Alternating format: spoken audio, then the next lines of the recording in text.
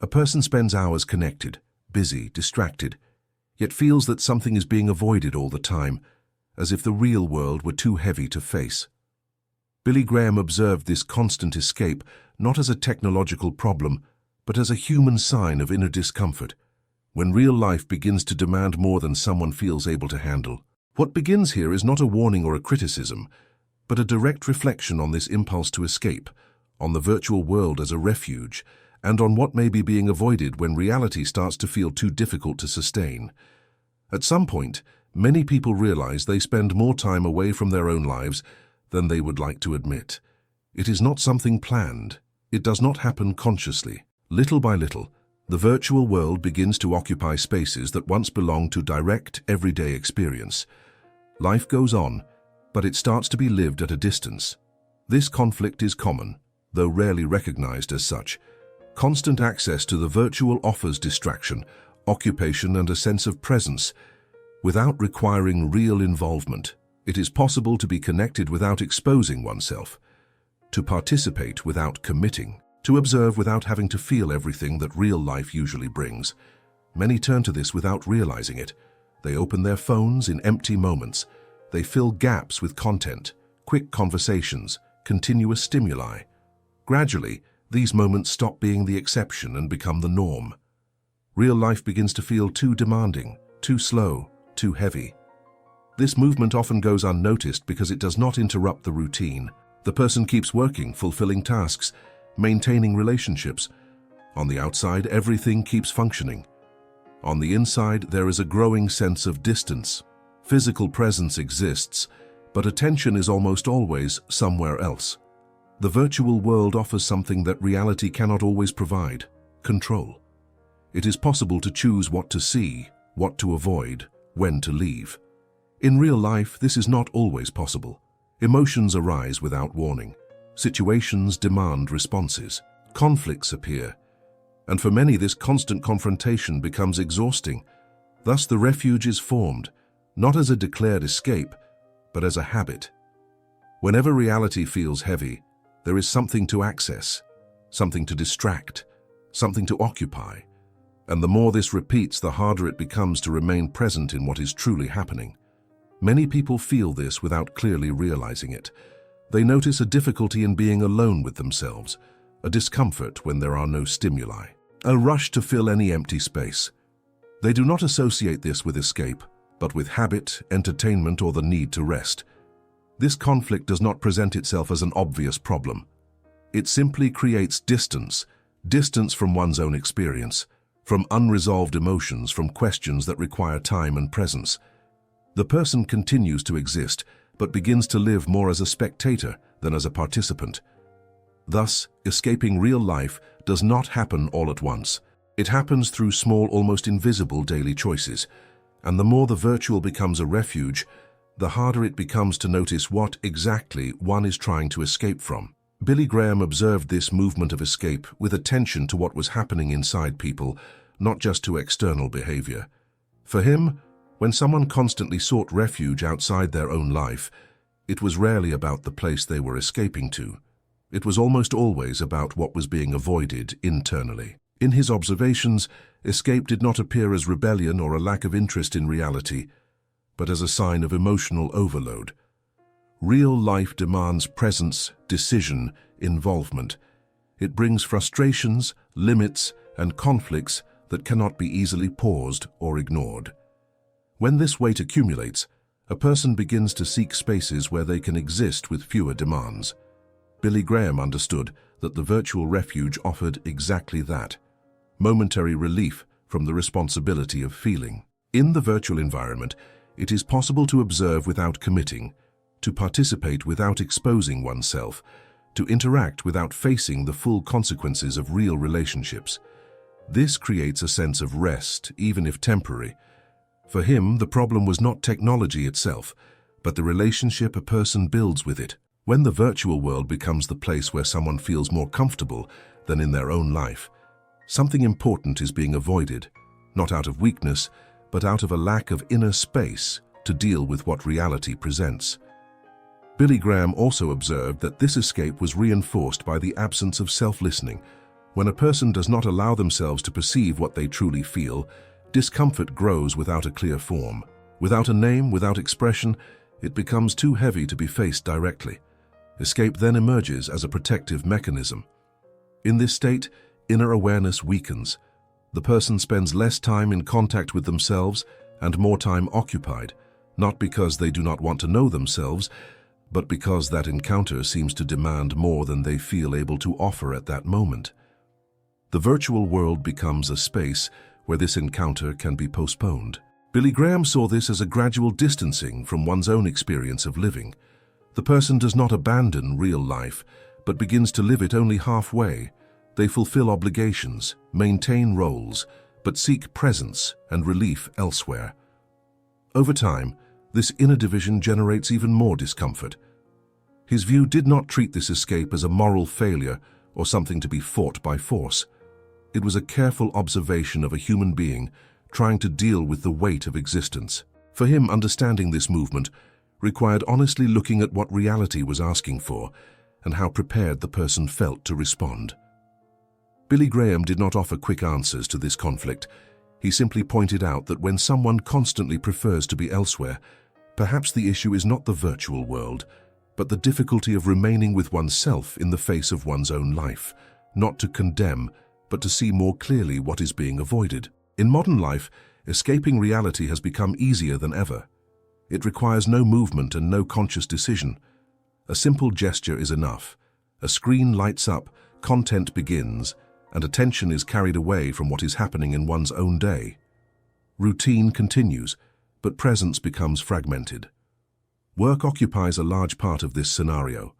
Constant demands, goals, pressure, and expectations consume emotional energy. Even when the workday ends, the sense of pressure remains. Unresolved thoughts follow the person home. The virtual world appears as a quick pause, an interval where nothing important needs to be answered.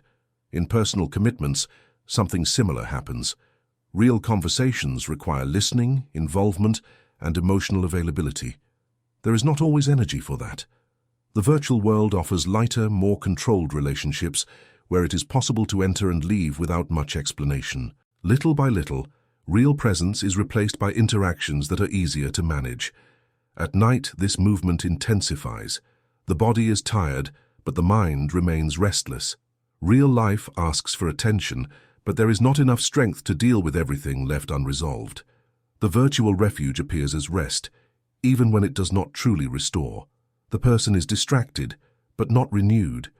Constant distractions help avoid uncomfortable questions. Questions about choices, dissatisfaction, frustrations, and limits remain suspended. As long as there is stimulation, there is no need to look inward. Time passes, filled, but little lived consciously. Over time, this habit becomes normalized. Being constantly connected seems natural. Being disconnected begins to cause discomfort. Being without stimulation starts to feel strange, almost unbearable. The person notices difficulty in remaining with themselves without some kind of distraction mediating the experience. Perhaps you have noticed this in small details. The rush to grab the phone in any idle moment. The difficulty in maintaining attention on something simple. The feeling that the day passed quickly but left little trace. These signs are rarely seen as escape. They are treated as habit, routine, adaptation to the current time. Modern life offers many ways to escape immediate discomfort. On one hand, this brings relief. On the other, it distances a person from their own experience. Unprocessed emotions remain there, merely postponed. Situations that are not faced continue waiting. Emotional exhaustion grows in this space, not from too much activity, but from a lack of real presence. A person does a lot, sees a lot, consumes a lot, yet feels they are living less than it appears. There is constant movement, but little connection to what truly matters. This is the point where the conflict deepens, not because the virtual world is the problem in itself, but because it begins to take the place of real life. Gradually, a person feels more comfortable at a distance from their own experience than within it. And so escaping stops being an exception and becomes part of the way of living. When screens go dark and there is nothing immediate to occupy attention, something different begins to appear. The person is left alone with their own time. and realizes how accustomed they have become to not truly being there. There are no enough stimuli to distract, no urgent tasks to justify the escape. In that moment, a discomfort arises that is hard to define. It is not clear anxiety, nor obvious sadness. It is simply the feeling of standing before something that has been avoided for a long time. Thoughts emerge without a script, emotions appear without warning. Real life, which stayed in the background during the day, begins to make itself present. The immediate impulse is usually to return to distraction, to grab the phone, to open anything at all, to fill the space. But when that does not happen, the pause reveals how necessary the refuge had become. It reveals that escaping was not just a habit, but a way of not dealing with what was waiting for attention. Nothing needs to be confronted right now. This moment does not demand courage or decision. It simply shows the contrast between being constantly occupied and being truly present. It shows how real life was gradually set aside, not from lack of interest, but from the excess of accumulated weight. This pause does not last long. Soon, routine returns. But while it exists, it makes it clear that the virtual refuge did not arise out of nowhere. It formed because something in real experience was asking for more than the person felt able to give at that time. When escaping real life becomes prolonged, its effects begin to appear more deeply. Not as an obvious collapse, but as a slow change in the way one feels and relates to their own experience. The person continues functioning, continues participating in the world, but increasingly at a distance.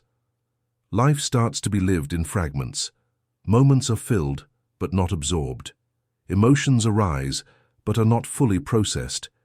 Everything happens too quickly to be felt in its entirety. The virtual world helps occupy time, but it does not help digest what is being lived. And this creates an internal accumulation that is hard to notice at first. Over time, a sense of emptiness emerges, not because nothing happens, but because everything passes without leaving a mark. The person consumes information, stories, images, yet struggles to connect with their own story. There is constant movement, but little sense of belonging to one's own life. This state also affects the relationship with more difficult emotions. Sadness, frustration, fear, and doubt find less space to exist, not because they disappear, but because they are avoided. Escape becomes a form of protection. Whenever something begins to feel uncomfortable, there is an immediate resource to divert attention. Ignoring this process does not make it disappear. It adapts. The person begins to struggle to remain present, even in important situations. Real conversations feel exhausting. Moments of pause cause discomfort. The need for constant stimulation increases. Over time, this inner distance can generate a strange feeling of living from the outside. The person watches their own life happening, but does not feel fully inside it. There is a sense of always being in transit, never truly at home within one's own experience. This distancing also affects the relationship with time. The past feels blurred. The present passes too quickly. The future appears abstract. Life loses emotional continuity. Days follow one another, but do not connect in a meaningful way. Nothing here points to a solution. This deepening offers no exit and no direction. It only reveals that escaping real life carries an inner cost that grows over time, a cost that does not appear immediately, but slowly shapes the way one feels, perceives, and exists, while the person remains too occupied to notice how far they are drifting from themselves. At some point, a perception arises that is hard to ignore, not as a clear warning, nor as an organized idea, but as an inner sense of distance. The person realizes they are present in many places, connected to many things, yet only loosely connected to their own experience of living. This awareness appears in small moments, an instant when nothing demands attention, a pause without stimulation, a second when distraction fails. In that brief space, the sense emerges that something has been left behind, not an external obligation, but a more direct contact with oneself. There is a subtle difference between being busy and being involved. Involvement requires presence, listening, and a willingness to feel. When escape becomes constant, that presence weakens. The person lives, but with the feeling of always being slightly outside their own life, as if observing everything from a distance. Billy Graham observed this point as a delicate moment of inner awareness, not as a call for immediate change, but as the beginning of perception. When someone starts to notice that they prefer to be elsewhere because remaining within their own experience seems to demand more than they feel able to give at that moment. This layer of awareness asks for no action. It does not require abandoning the virtual world, nor confronting reality right away. It simply reveals something simple and profound. Escape is not about where one goes, but about what one avoids feeling. And recognizing this does not resolve the conflict, but it changes the way it is lived. Sometimes simply noticing this distance already shifts the inner rhythm, not because everything falls into place, but because something begins to be seen more honestly. And that perception remains, accompanying the person even when routine returns and distraction once again takes up space. Perhaps this escape from real life does not end in a clear way. It does not disappear simply because it has been noticed, nor is it resolved by a quick decision. In many cases, it continues to exist as a habit, as an automatic response to the weight of being present. And perhaps this says less about weakness and more about how much reality has been demanding from within. Billy Graham tended to observe this kind of movement with care, without rushing to conclusions. For him, there were inner conflicts that did not call for immediate correction, but for sustained attention. Not something to be fought, but something to be understood more honestly over time. In that sense, the reflection does not end here. What has been said may continue to accompany a person in ordinary moments, when the impulse to distract arises, when the urge to escape appears without a clear reason, not as judgment, but as presence. As a quiet reminder that perhaps there is something in real life asking for space, even if it is not yet possible to respond. I suggest that you subscribe to the channel if this kind of reflection resonates with you. Here, reflections continue with depth and a calm rhythm, observing everyday human conflicts, always inspired by the way Billy Graham understood inner life, personal awareness, and the invisible movements of the human being. Subscribing is neither a promise nor a commitment. It is simply a way to keep accompanying reflections made without haste and without pressure. And if at any point in this video you recognized yourself in this impulse to escape, the comments are open. It can be a short sentence, a loose perception, or simply a note that this reflection found you somewhere. Sometimes writing something simple is already a first contact with what had been waiting to be noticed.